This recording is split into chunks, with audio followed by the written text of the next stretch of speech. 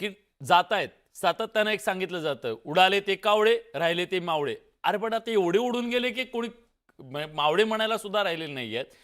त्यांना थांबवणार कोण आहे? त्यांना विश्वास कोण देणार आहे? मग असंच जर राहिलं तर एक दिवस तुम्हाला उमेदवारच मिळत नाहीयेत.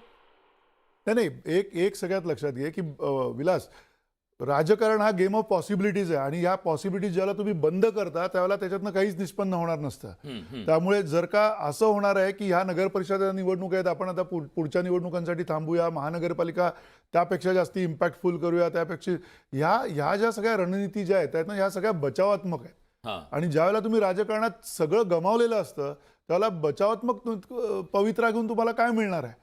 या दृष्टिकोनातून विरोधी पक्षांचा हा सगळा आत्ताचा जो खेळखंडोबा झालेला आहे तो आपल्याला होताना दिसतोय. दुसरा आणखीन एक मुद्दा आहे जो आपण निश्चित गांभीर्याने बोलला पाहिजे, कारण त्याचे अनेकदा पडसाद वेगवेगळ्या पद्धतीने उमटत असतात. पण या मुद्द्यामध्ये पैसा, ह्या सगळ्या निवडणुकांमध्ये लागणारा पैसा जो आहे तो पैसा सुद्धा तितकाच महत्त्वाचा आहे. कारण स्थानिक पातळीवरती छोट्या छोट्या नगर परिषदा, आता जसं संजीव उन्हाळे म्हटले किंवा आणखीन श्रीमंत म्हटले, ज्या पद्धतीनं ह्या वेगवेगळ्या नगर परिषदांमध्ये निधी उपलब्ध होत नाहीये, नगर परिषदांची परिस्थिती अत्यंत दयनीय आहे. त्याच्या विरोधात जर का आपण बघितलं तर ह्या निवडणुकांमधला त्या गावांमधला पैसा जो खर्च झालेला आपण ऐकतोय, कारण त्याचे काही पुरावे नाहीत आपल्याकडे. काही थोडेफार पुरावे मिळाले, तिकडे कोण जिंकलं कोण हरलं आपण बघितलं. म्हणजे जिथे कॅश आलेली होती, कॅश आपल्याला दिसली तिकडे, ते सगळं काही ठिकाणी बघितलं.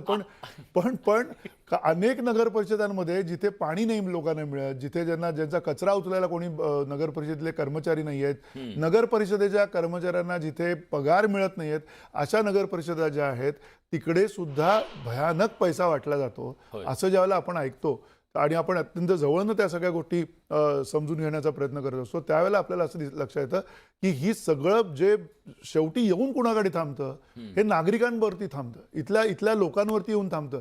आज लोकांना काही पर्यायच नाही. जर का शिल्लक ठेवला तुम्ही विरोधी पक्ष म्हणून, तेवढा सक्षम पर्याय तुम्ही समोर आणला नाही, तर लोक कोणाबरोबर जाणार आहेत? त्यांना उडदा माझी काळेगोरच निवडायचे त्यांना. हो. आणि आज